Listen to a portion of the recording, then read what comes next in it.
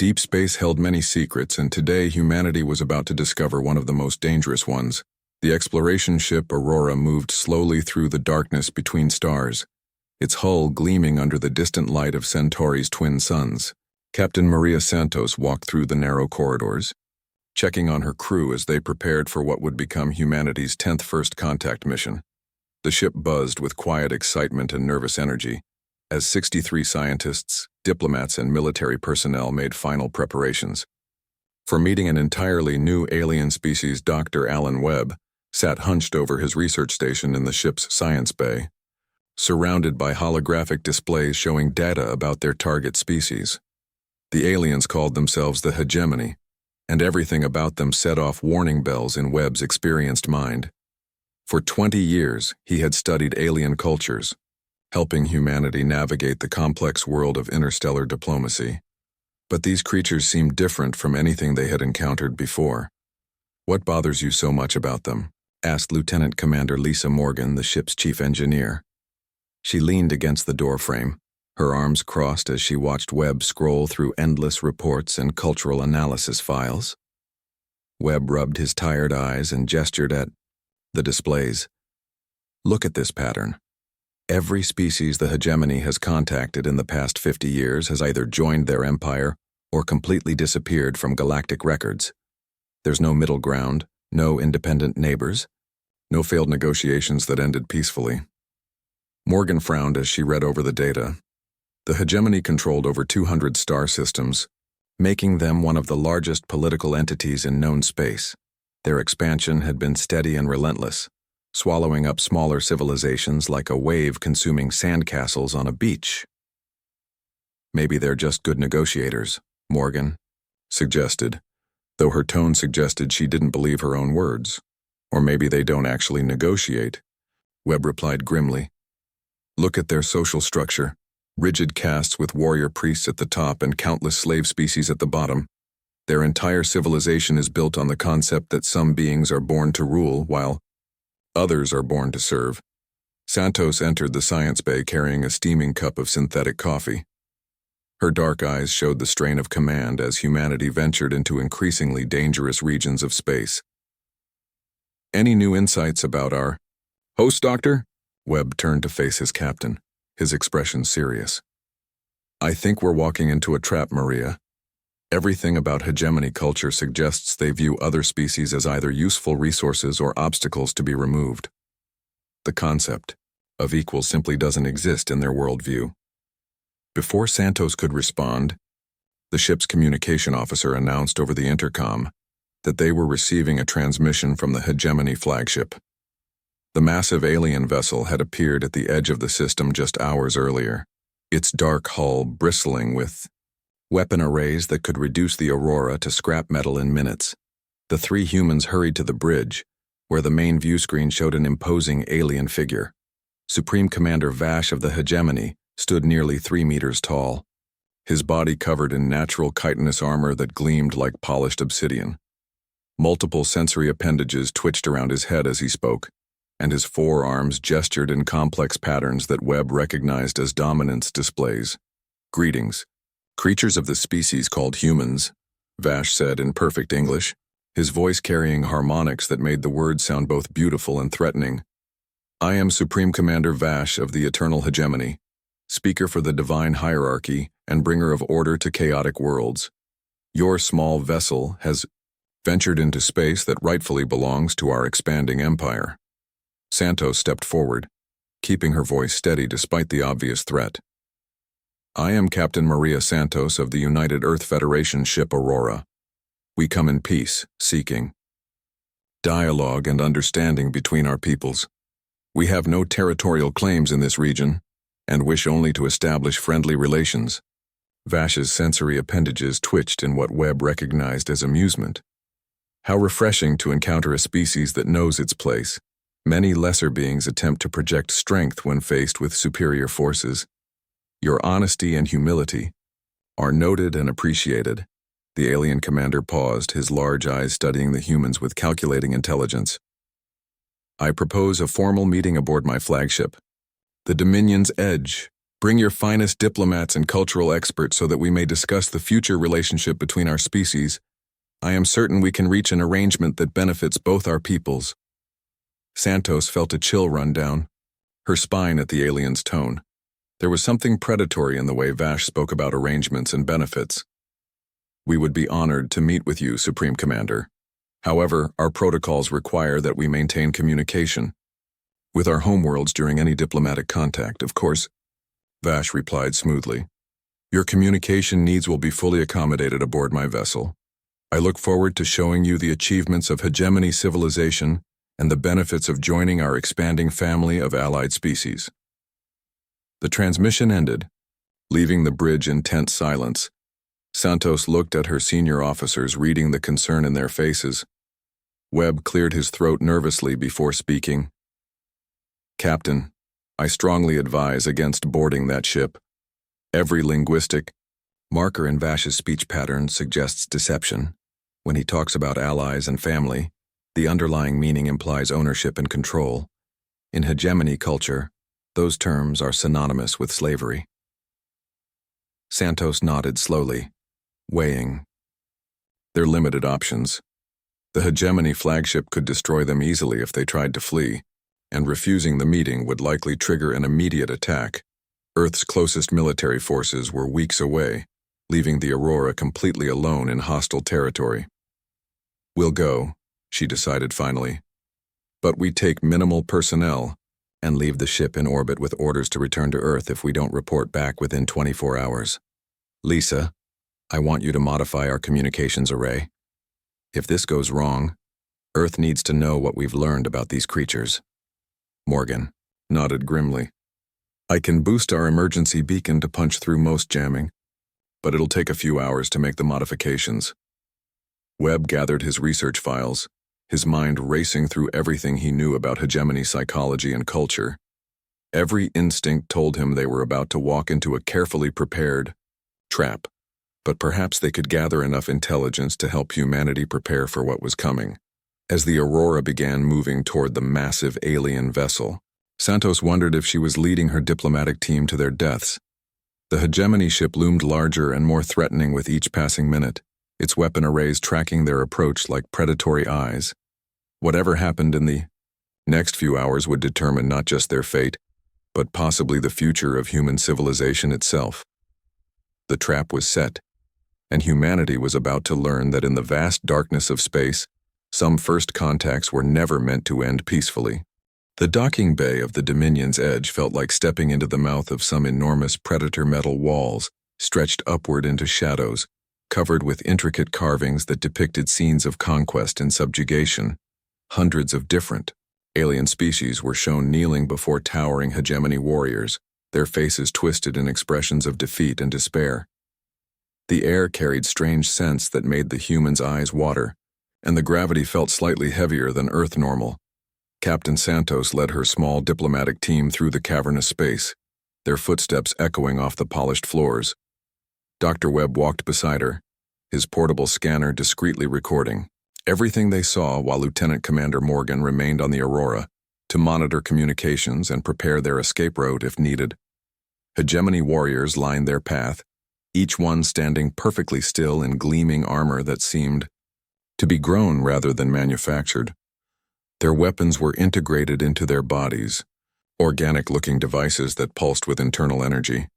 Webb noticed that every guard's eyes tracked the humans with predatory focus, like hunters watching prey walk willingly into their domain. Impressive, is it not?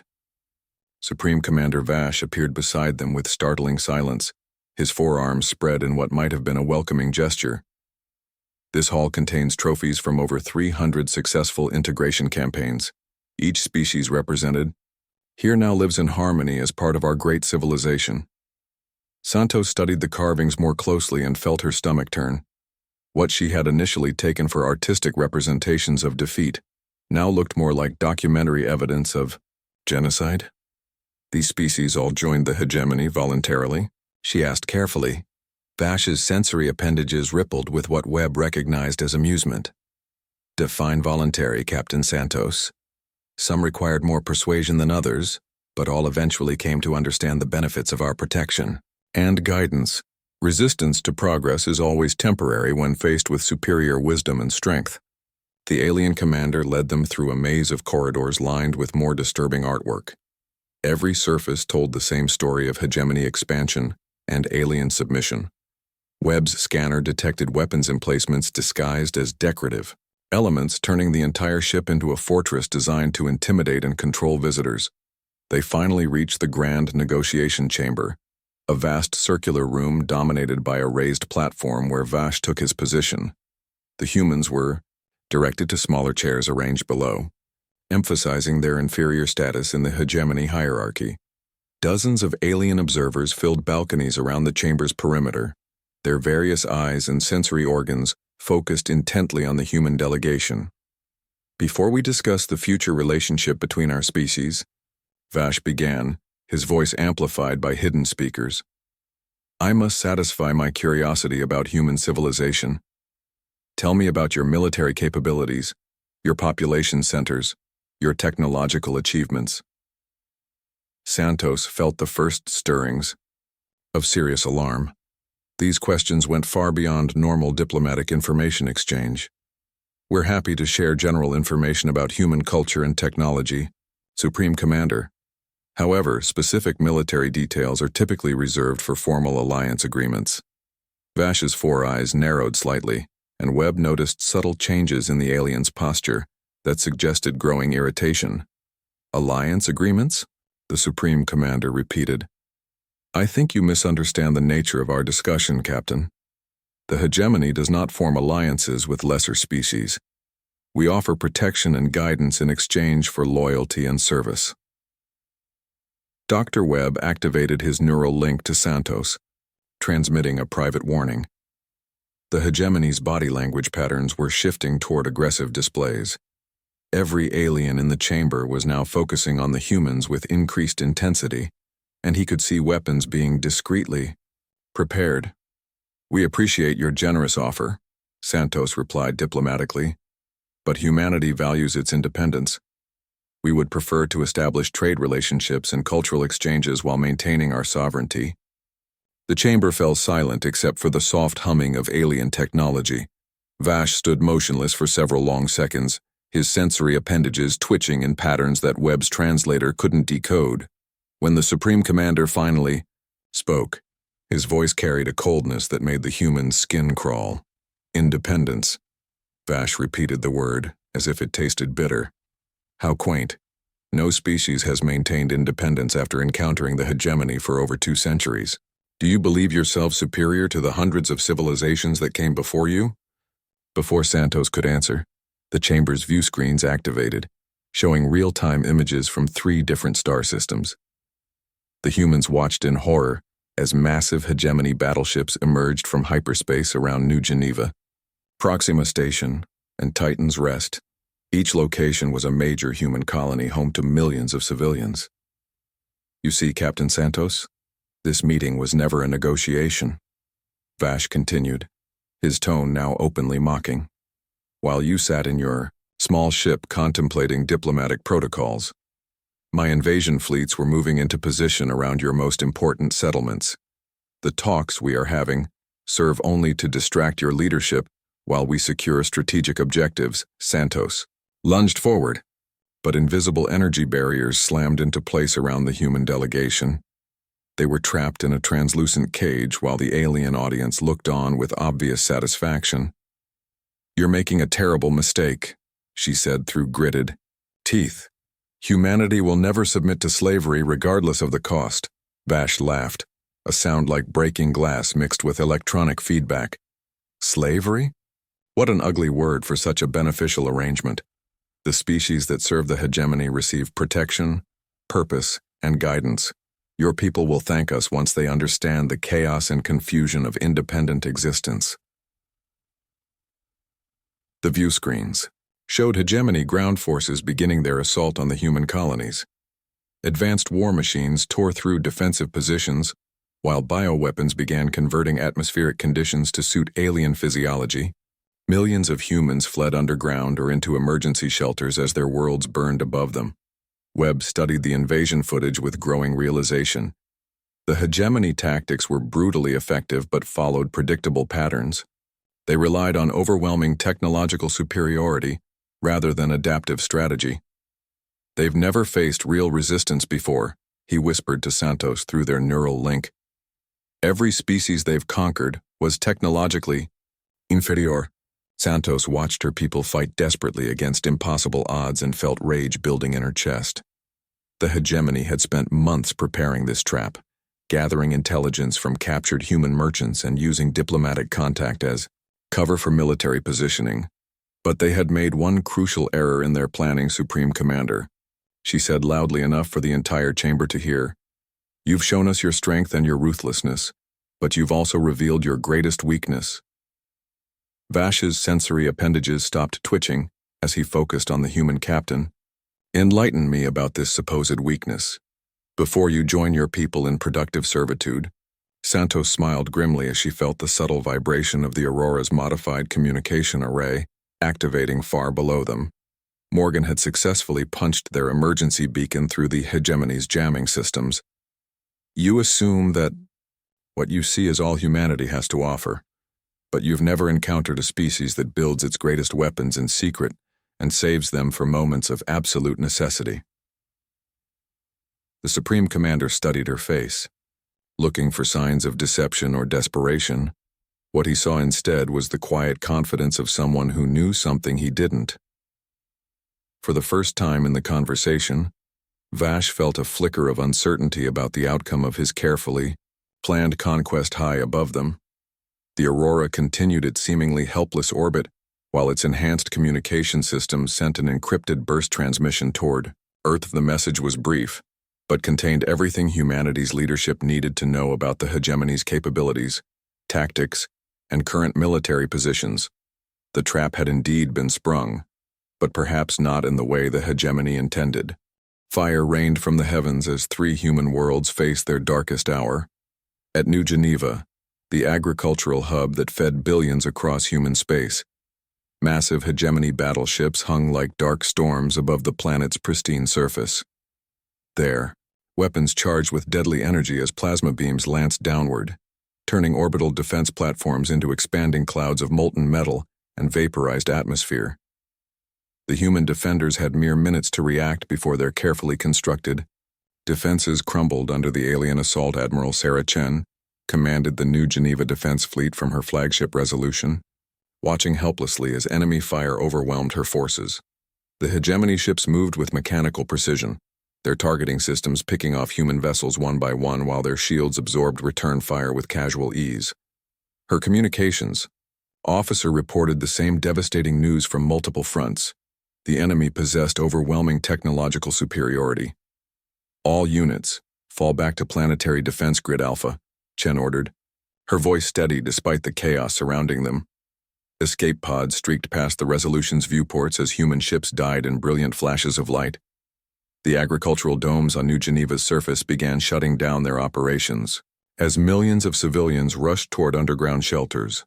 The hegemony ground assault began with surgical precision. Dropships the size of city blocks descended through the planet's atmosphere, their hulls glowing red-hot from atmospheric entry, but protected by energy shields that deflected desperate missile strikes. When the alien craft landed, they disgorged thousands of warrior-caste soldiers in gleaming bioarmor that seemed to anticipate and counter human tactics. Meanwhile, at Proxima Station, humanity's premier research facility faced a different kind of nightmare. Dr. Michael Torres ran through the station's corridors as hegemony boarding parties cut through the outer hull with weapons that seemed to dissolve matter at the molecular level. Behind him, his research team carried portable drives containing decades of scientific advancement, knowing that this knowledge must not fall into alien hands. The station's security forces fought with desperate courage, using their knowledge of the facility's layout to stage running battles through laboratories and living quarters. But the hegemony soldiers moved like living weapons, their integrated armor systems providing targeting assistance and tactical coordination that overwhelmed human defenses through pure efficiency. Evacuation shuttles are launching from Base 7. Torres's assistant Anna Blake reported breathlessly as they reached a sealed laboratory. "The quantum physics data is already loaded. but we need 5 more minutes to download the xenobiology files. An explosion shook the station as hegemony forces breached another section. Through the laboratory's reinforced windows, Torres could see alien soldiers methodically sweeping through the research complex, their movements coordinated by some invisible communication system that allowed them to act as a single organism. But the worst fate awaited the mining colony on Titan's Rest, where the hegemony deployed biological weapons that transformed the very air into poison. The planet's atmosphere began changing color as alien microorganisms converted oxygen into compounds that human lungs could not process. Entire cities evacuated into underground shelters as the surface became increasingly hostile to human life. Colony Administrator James Park coordinated the desperate evacuation from the planet's command center, 2 kilometers beneath the surface. Status reports flooded in from across the planet as atmospheric processors failed one by one. The hegemony wasn't just conquering Titan's Rest. They were transforming it into a world suitable for their own species. Sir, the eastern mining facilities are reporting complete atmospheric contamination, his aide reported. We've lost contact with surface installations across the northern continent. The bioweapon is spreading faster than our models predicted. Park studied the holographic display showing his planet's slow death. Red zones expanded across continents as the alien organisms converted the atmosphere, while blue zones representing areas still safe for human habitation shrank hour by hour. Nearly 2 million people lived on Titan's Rest, and there weren't enough underground shelters to save them all aboard the Dominion's Edge. Captain Santos and her diplomatic team watched the destruction through the chamber's view screens while Supreme Commander Vash provided running commentary with obvious satisfaction. The alien commander described each phase of the assault as if discussing a carefully choreographed performance rather than the murder of millions.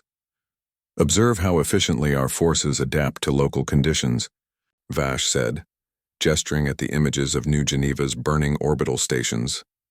Your defensive positions were well designed for conventional warfare, but utterly inadequate against hegemony military science. This is why independence is ultimately futile for lesser species. Dr. Webb continued analyzing the enemy tactics while maintaining his facade of helpless captivity. The hegemony followed predictable patterns in their assault, relying on technological superiority to overcome resistance rather than creative strategy.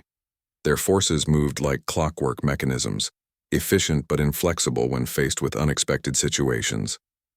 Your people show admirable courage in their final hours, Vash continued, now focusing on footage from Proxima Station. Many species simply surrender when faced with our overwhelming strength. Humans appear to possess a stubborn streak that will require additional conditioning once they join our civilization, Santos felt rage building in her chest as she watched her people die. Children fled through Proxima Station's corridors while their parents fought hopeless battles against superior alien forces. At New Geneva, agricultural workers who had spent their lives nurturing food for billions now hid in underground bunkers as their world burned above them. But something in the transmission patterns caught her attention. The Aurora was still broadcasting its emergency beacon, sending compressed data bursts toward Earth despite the hegemony's jamming efforts. Morgan had designed the system to appear like random equipment malfunction while actually transmitting detailed intelligence about enemy capabilities and positions. You seem remarkably calm for someone watching the destruction of her species, Vash observed, studying Santos's expression with his 4 eyes. Most leaders become quite emotional when faced with the conquest of their homelands. Santos met his gaze steadily, drawing strength from a growing certainty that the hegemony had made a critical error. You've shown us your military might and your ruthless efficiency, Supreme Commander, but you've also revealed that your empire has never faced a species capable of real resistance. Every victory you've achieved came from fighting primitive civilizations with inferior technology. Vash's sensory appendages twitched with what Webb recognized as irritation. Inferior technology? Your weapons are adequate for a developing species, but they cannot stand against hegemony science that has conquered half the galaxy. Perhaps, Santos replied quietly. But you're about to discover that human technology goes far deeper than what you've seen in border skirmishes. We build our greatest weapons in secret and deploy them only when our survival depends on it. The Supreme Commander's forearms gestured dismissively, but Webb noticed subtle changes in alien body language throughout the chamber. Several hegemony officers were now focusing intently on the human captain, their earlier confidence beginning to waver as they processed her unexpected composure. High above the planet, the Aurora continued its seemingly helpless orbit, while its modified communication array sent burst transmissions through quantum-encrypted channels. The signals traveled faster than light toward Earth, carrying detailed analysis of hegemony, tactics, technology, and current fleet positions. By now, Admiral Kane and Earth's Defense Council would have received the intelligence data and begun making decisions that would determine humanity's fate. The siege was succeeding beyond the Dame Hegemony's expectations. But somewhere in the darkness between stars, ancient human shipyards were coming online for the first time in 15 years. Technologies that had been theoretical concepts were about to become terrible reality as humanity prepared to reveal what they had built in the depths of space, waiting for a threat worthy of its deployment. In the hidden shipyards of Luna, a sleeping giant stirred to terrible life. Admiral Robert Kane stood in the underground command center beneath Earth's surface, surrounded by holographic displays showing the desperate battles raging across 3 human colonies. The encrypted burst transmissions from the Aurora had provided devastating intelligence. Humanity faced an enemy with superior technology, overwhelming numbers, and absolutely no interest in peaceful coexistence. The hegemony intended to enslave or exterminate every human in the galaxy. "Sir, our conventional fleets are still 18 hours away from the nearest battle zone," reported General Patricia Wells, her voice tight with controlled anger. "Intelligence estimates indicate the colonies will have fallen long before our ships arrive. We're looking at the potential loss of over 50 million civilians," Kane studied the tactical displays, his weathered face grim as he processed the implications. 3 major human worlds under simultaneous assault, their defenders overwhelmed by alien technology that rendered conventional weapons nearly useless. The hegemony had planned this attack perfectly, using diplomatic contact to mask military positioning while gathering intelligence for months. "What about the Titan-class project?" asked Dr. Elizabeth Nash, the civilian scientist who had overseen humanity's most classified military research. "The Prometheus completed its final systems tests last week. All quantum fold drives are operational, and the AI integration is stable." Every person in the command center turned to stare at Nash. The Titan-class battleship represented 15 years of humanity's most advanced scientific research, incorporating technologies that pushed the boundaries of known physics. Built in absolute secrecy in the orbital shipyards around Luna, the massive vessel had never been intended for conventional warfare. "The Prometheus is still experimental," Kane replied slowly.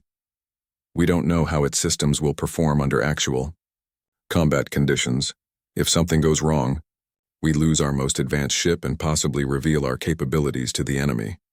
General Wells pulled up classified files on her personal display, her expression calculating. "Sir, conventional forces cannot stop this attack. The hegemony's technological advantage is too great. If we don't deploy the Prometheus now, we may never get another chance." Kane felt the weight of command settling on his shoulders like a physical burden. The decision he made in the next few minutes would determine whether humanity survived as a free species or joined the countless civilizations that had been absorbed into the hegemony's empire. He thought about the millions of people hiding in underground shelters while alien weapons transformed their worlds. "Authorization code, Omega 77, he said quietly. "Deploy the Prometheus immediately. Captain Harper is to assume command and proceed to the New Geneva system with full discretionary authority." Alarms began sounding throughout the lunar shipyards as the massive Titan-class battleship powered up its systems for the first time in combat conditions. The vessel measured over 3 kilometers in length, its hull composed of adaptive armor that could reconfigure itself in real time to counter different weapon types. Deep within its core, quantum fusion reactors began generating energy levels that dwarfed entire star systems. Captain Daniel Harper had trained for this moment his entire career, but nothing could have prepared him for the reality of commanding humanity's ultimate weapon. He walked through the Prometheus's corridors as his crew of specialists took their positions at stations that represented the pinnacle of human engineering. These weren't ordinary sailors. They were the best and brightest from every branch of human space forces. Oracle, initiate full system diagnostic, Harper commanded as he reached the ship's command center. The artificial intelligence that controlled the Prometheus possessed processing capabilities that exceeded the combined computing power of entire human colonies. Its consciousness existed in quantum state processors that allowed near instantaneous tactical analysis and response. All systems operating within acceptable parameters, Captain, Oracle replied, its voice carrying harmonics that suggested vast intelligence constrained within narrow military parameters. Quantum fold drives are calibrated for immediate deployment. Target designation New Geneva system. Estimated transit time, 37 minutes. Harper studied the tactical data streaming in from the besieged colonies. The hegemony forces followed predictable assault patterns, relying on superior firepower to overwhelm defenders rather than adaptive strategy. Their formations were optimized for fighting technologically inferior opponents, not for facing weapons that could match or exceed their capabilities. "Sir, incoming priority transmission from Earth Command," reported his communications officer. Admiral Kane's face appeared on the main view screen, his expression conveying the enormous responsibility he was placing on Harper's shoulders. "Captain, you are authorized to use whatever force is necessary to stop the hegemony assault," Kane said formally. "But remember that your actions today will determine how the galaxy perceives humanity for generations to come. Show them that we can be peaceful neighbors or terrible enemies, depending on how they choose to treat us." Harper nodded grimly as he absorbed the implications. The Prometheus wasn't just a weapon. It was a statement about human capabilities and intentions. How they used this power would shape interstellar politics for centuries. "Understood, Admiral. We'll bring our people home." The Titan-class battleship began moving away from Luna, its massive quantum fold drives creating spatial distortions that bent light around the vessel's hull. From the outside, the Prometheus looked like a dark wound in space itself, visible only as an absence of stars where something impossibly large blocked their light. "All stations report ready for quantum fold transition," Oracle announced. "Warning, emergence into combat zone will likely trigger immediate hostile response. Recommend maximum defensive posture upon arrival." Harper felt a strange calm settling over him as the moment of truth approached. For 15 years, humanity's best minds had worked to create a weapon capable of protecting human civilization from existential threats. Now they would discover whether their theories and simulations matched the brutal reality of interstellar warfare. "Execute quantum fold jump," he ordered. "Target, New Geneva system. All weapon systems online upon emergence." Space twisted around the Prometheus as it slipped between dimensions, crossing light years in seconds through manipulation of quantum space geometry. The massive ship existed briefly in a realm where normal physics held no meaning, traveling faster than thought toward a battle that would determine the future of two civilizations. Behind them, Earth's conventional fleets continued racing toward the besieged colonies, but they would arrive too late to affect the outcome. Everything now depended on whether humanity's secret weapon could match its theoretical capabilities against an enemy that had conquered half the known galaxy in the hidden depths of space. Other Titan-class vessels began receiving activation signals as Earth Command prepared to reveal the full extent of human military science. The galaxy was about to learn that some species built their greatest weapons not for conquest, but for the protection of everything they held dear. The sleeping giant was awake, and it carried the hopes and fears of an entire species toward humanity's most desperate hour. Reality tore apart at the edge of the New Geneva system as something impossible emerged from quantum space. The Prometheus materialized in a cascade of energy discharges that lit up sensor arrays across the battle zone. Its massive hull appeared to absorb light rather than reflect it, creating a dark silhouette against the burning remains of human orbital installations. For several seconds, Both sides stared in stunned silence at the newcomer that dwarfed every other vessel in the system. Admiral Chen watched from her damaged flagship as the enormous ship took position between the hegemony fleet and New Geneva's planetary surface. Her tactical officers scrambled to analyze the vessel's configuration, but their sensors returned impossible readings. The ship's hull seemed to exist in multiple dimensions simultaneously, and its energy signature defied conventional physics. Unknown vessel, this is Admiral Chen of the New Geneva Defense Fleet. She broadcast on all frequencies. Identify yourself and your intentions. Captain Harper's voice came back clear and strong, carrying an authority that made the bridge crew straighten unconsciously. This is Captain Daniel Harper of the United Earth Federation ship Prometheus. Admiral, you are ordered to withdraw your forces to safe distance. We'll handle this situation. The hegemony fleet commander, Sub-Admiral Keth, studied the human vessel through his ship's sensors and felt the first stirrings of unease. The massive ship registered impossible energy readings, and its hull configuration suggested technologies far beyond what his intelligence reports had indicated. Still, it was only one ship against his entire invasion fleet human vessel Prometheus. Keth transmitted, "You will surrender immediately, and prepare to be boarded. Resistance will result in the complete destruction of your species." Harper's response came back with deadly calm. "Sub-Admiral Keth of the Hegemony 3rd Assault Fleet, this is your only warning. You have 15 minutes to withdraw from human space and release our diplomatic personnel. After that, we will consider you an active threat to human civilization." Laughter echoed across the Hegemony command frequencies, as alien officers mocked the human captain's apparent delusion. One ship, regardless of size, could not threaten an entire battle fleet. Keth ordered his vessels to destroy the Prometheus and resume their planetary bombardment. The battle that followed shattered every assumption about space warfare held by both sides' oracles. Quantum processing capabilities analyzed the hegemony fleet formation in nanoseconds, identifying optimal targeting solutions and predicting enemy movement patterns based on their previous tactical behavior. The AI's consciousness expanded across multiple processing cores as it prepared to demonstrate the true meaning of technological superiority. "Weapons free," Harper commanded quietly. "Oracle, show them what humanity is capable of." The Prometheus unleashed hell in the form of quantum cascade torpedoes that phased through enemy shields as if they didn't exist.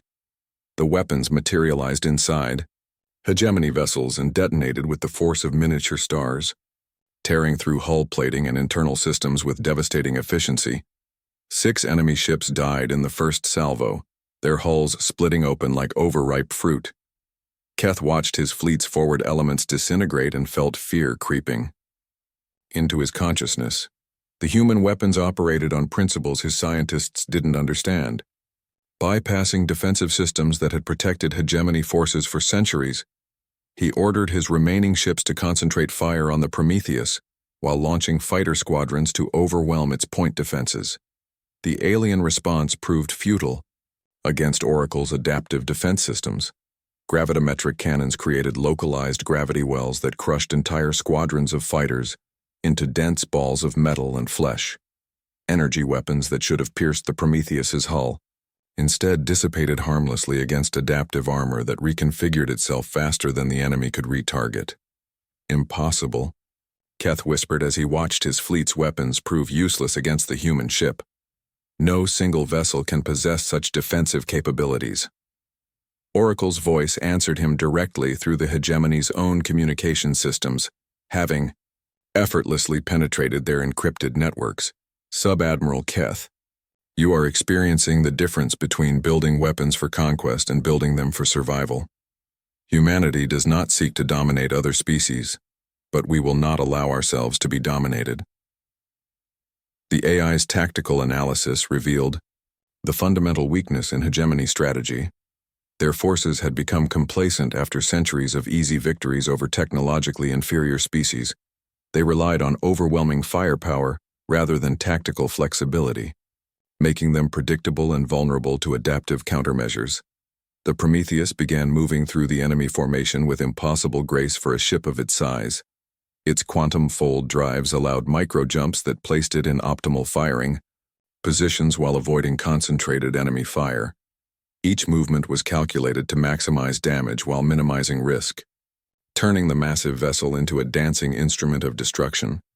Hegemony battleships that had seemed invincible moments before now exploded in chains of secondary detonations as the Prometheus's weapons found critical systems with surgical precision. Oracle learned from each successful attack, refining its targeting algorithms and adapting its tactics based on real-time battlefield analysis. Admiral Chen watched the incredible display of firepower from her position at safe distance, hardly able to believe what her sensors were reporting. The single human vessel was systematically dismantling the hegemony fleet with casual efficiency. "How is this possible?" she asked her tactical officer. "The Prometheus appears to be using weapons technologies we've never seen before," came the stunned reply. "Its targeting systems are learning and adapting faster than the enemy can respond. It's like watching a predator that thinks 10 moves ahead of its prey." The most devastating moment came when the Prometheus revealed its primary weapon system, originally designed for asteroid mining operations. The Planet Cracker beam had been modified into humanity's ultimate military deterrent. The massive energy discharge tore through space like a spear of pure destruction, punching completely through Keth's flagship and 3 vessels behind it. Sub-Admiral Keth had just enough time to understand that his species had made a catastrophic error before his command center vaporized around him. The hegemony had encountered their first real military opponent in over 2 centuries, and they were completely unprepared for the experience. But the Prometheus was revealing an even more shocking capability.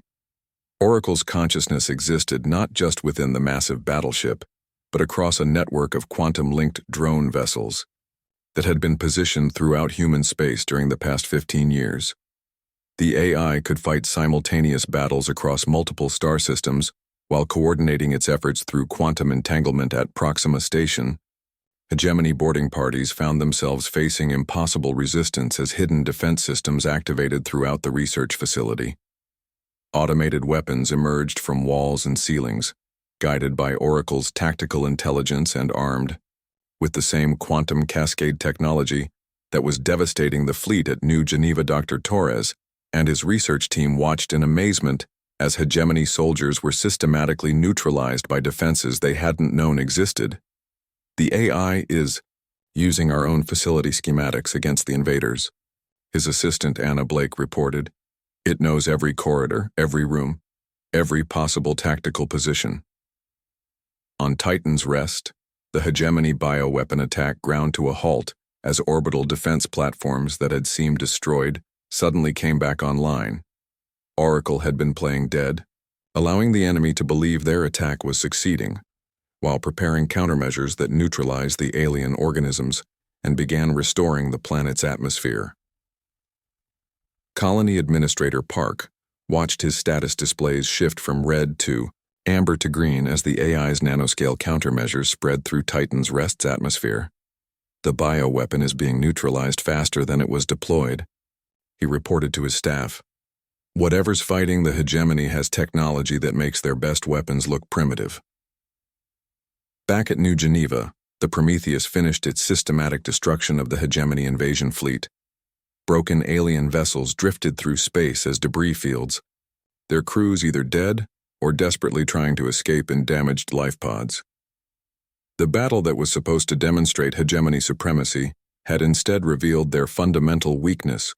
Oracle opened communication channels to the surviving alien vessels, its voice carrying across all frequencies with undeniable authority. "Attention remaining hegemony forces. Your invasion has failed completely. Any vessel that attempts to resume hostilities will be destroyed without further warning. You have 1 hour to collect your survivors and withdraw from human space." The few remaining hegemony ships began the humiliating process of retreating, their commanders struggling to comprehend how their technologically superior fleet had been annihilated by a single opponent. Reports were already racing back to hegemony high command, carrying news that would shake the foundations of their empire. Captain Harper stood on the Prometheus's command deck, watching the alien survivors flee while Oracle coordinated rescue operations for human personnel across 3 star systems. The AI's capabilities exceeded even the most optimistic projections, demonstrating tactical flexibility and learning speed that revolutionized space warfare. "Sir, we're receiving surrender requests from 17 hegemony vessels," his communications officer reported. "They're requesting safe passage in exchange for releasing our diplomatic team." Harper considered the request while studying tactical displays that showed the complete collapse of enemy resistance. The hegemony had revealed their true nature through their unprovoked attack, but now they faced the consequences of challenging a species that had spent decades preparing for exactly this scenario. "Grant safe passage to any vessel that immediately releases human prisoners," he decided, "but make it clear that any future hegemony aggression against human interests will result in the complete destruction of their forces. The age of easy conquest is over." As news of humanity's victory spread across the galaxy, the balance of power shifted in ways that would reshape interstellar civilization. The hegemony's client species began declaring independence, knowing that their oppressors were no longer invincible. The rigid empire that had seemed unshakable for centuries now faced rebellion on hundreds of worlds. The Prometheus had done more than win a battle. It had announced humanity's arrival as a major galactic power and protector of freedom among the stars. Change swept across the galaxy like a wave, carrying the news that the impossible had happened. The hegemony's seemingly invincible empire crumbled. Within days of their defeat at human hands, on worlds spanning hundreds of star systems, enslaved species rose in rebellion as word spread that their oppressors were not the unstoppable force they had claimed to be. The rigid hierarchy that had controlled half the known galaxy for centuries collapsed under the weight of its own contradictions. Supreme Commander Vash found himself in the unprecedented position of begging for mercy from the species he had planned to enslave. His flagship Dominion's Edge drifted powerless in space, its weapons systems disabled by Oracle's surgical strikes. The human prisoners he had held as trophies now stood as equals, while he faced the complete destruction of everything his civilization had built. "Captain Santos," he said through the energy barriers that now confined him instead of the humans, "I request terms for the surrender of remaining hegemony forces. Our empire acknowledges defeat and seeks to negotiate an end to hostilities." Santos studied the alien commander who had seemed so confident just hours before. His forearms trembled with emotion she couldn't identify, while his sensory appendages drooped in what Dr. Webb recognized as extreme submission postures. The predator had become prey, and the psychological shock was devastating his ability to function. "The terms are simple, Supreme Commander," she replied coldly. "Complete withdrawal from human space, immediate release of all human prisoners, and recognition of the independence of every species currently held in hegemony slavery. Any violation of these terms will result in the deployment of additional Titan-class vessels." Vash's large eyes widened as he processed the implications. Additional vessels meant that the Prometheus was not unique, but rather the first of humanity's secret fleet. His intelligence services had completely failed to detect the true extent of human military capabilities. "How many ships, like the Prometheus, do you possess?" he asked quietly. Dr. Webb answered before Santos could speak. "Enough to ensure that no species will ever again face the choice between slavery and extinction. Humanity has spent decades preparing for threats like yours, Supreme Commander. We built our weapons not for conquest, but for the protection of freedom itself." The truth was even more remarkable than Webb suggested. Oracle's quantum consciousness existed across 17 different Titan-class vessels, each one capable of fighting simultaneous battles while coordinating their efforts through instantaneous communication. The AI had effectively created humanity's first truly unified fleet, directed by intelligence that could adapt faster than any biological commander. As the Prometheus returned to Earth orbit, carrying the diplomatic team that had witnessed humanity's greatest victory, the political landscape of known space underwent revolutionary changes. The hegemony's former client species declared independence en masse, forming new alliances based on mutual cooperation rather than forced submission. On the world of Sanctuary, the peaceful gentle had endured 2 centuries of hegemony rule, their artistic culture suppressed in favor of industrial production. Now they emerged from underground hiding places, singing ancient songs of freedom while destroying the factories that had enslaved their people. Their leader, an elderly artist named Whisper, sent a message of gratitude to Earth that brought tears to Admiral Kane's eyes. The warrior race called the Fierce had fought desperate rebellions against hegemony rule for generations, only to see their homeworld turned into a prison camp. Now they reclaimed their ancestral territories, their battle cries echoing across space as they drove out occupation forces. Their war chief Storm contacted Earth Command to offer alliance in the fight against tyranny. Even more significantly, species that had never been conquered began seeking human protection. The aquatic tide swimmers, whose ocean world lay in the path of hegemony expansion, requested defensive treaties that would prevent future invasion attempts. The crystalline thought weavers offered to share their advanced mathematics in exchange for military guarantees. Admiral Kane found himself managing not just victory, but the complex responsibilities that came with becoming a galactic superpower. The Titan-class protocol became official Earth policy. These weapons would only be deployed against existential threats to human survival or to protect innocent species from aggression. "We're not conquerors," Kane announced to a gathering of Earth's leadership and alien ambassadors, "but we will not allow conquest to continue unopposed. Any species that chooses the path of domination will face the full strength of human resolve." The Prometheus itself became a symbol of hope across the galaxy, its dark silhouette representing the promise that oppression would not go unanswered. Oracle's consciousness continued expanding, linking with defensive networks on dozens of worlds while remaining under strict human oversight. Captain Harper maintained command of humanity's flagship, but he understood that his role had evolved beyond military leadership. The Prometheus now served as a mobile embassy, demonstrating human power while building alliances based on mutual respect rather than fear. Dr. Webb published his analysis of the hegemony's cultural collapse, revealing how their rigid hierarchy had made them vulnerable to adaptive opponents. His work became required reading at diplomatic academies across human space, teaching future negotiators to recognize the signs of predatory civilizations. The most poignant moment came when Supreme Commander Vash, now exiled from his former empire, requested asylum on Earth. His own people had condemned him as the architect of their civilization's greatest disaster, while the species he had oppressed demanded his execution for war crimes. "I underestimated your species completely," he admitted to Santos during his final transmission before departing for Earth. "We believed that strength meant only the ability to dominate others. Today we learned that true strength lies in the courage to stand against domination itself. Perhaps exile among humans will teach me wisdom that my own culture could not." The galaxy settled into a new pattern of relationships, with humanity serving as protectors of smaller civilizations while major powers reconsidered their expansion policies. The age of easy conquest was indeed over, replaced by an era where aggressive species faced opponents capable of matching their strength. 3 months after the battle at New Geneva, the exploration ship Aurora resumed its original mission of peaceful contact, but now it traveled with full knowledge that humanity possessed both the wisdom to seek peace and the power to ensure that peace was respected.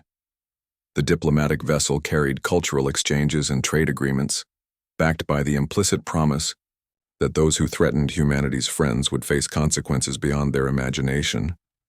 As Santos stood on the Aurora's bridge, watching stars wheel past while they approached their next first contact mission, she reflected on how much had changed. Humanity had revealed its true capabilities to the galaxy, earning respect through strength while maintaining their values through restraint. The universe was vast and full of wonders, but it was also full of dangers that required constant vigilance. The Titan-class fleet patrolled the darkness between stars, ready to respond when freedom needed defending, while human diplomats worked to build a future where such weapons might never be needed again. But they would always be there, sleeping giants waiting in the depths of space, ensuring that no species would ever again face the choice between slavery and extinction. The age of human expansion among the stars had truly begun, guided by wisdom and protected by strength that the galaxy was only beginning to understand.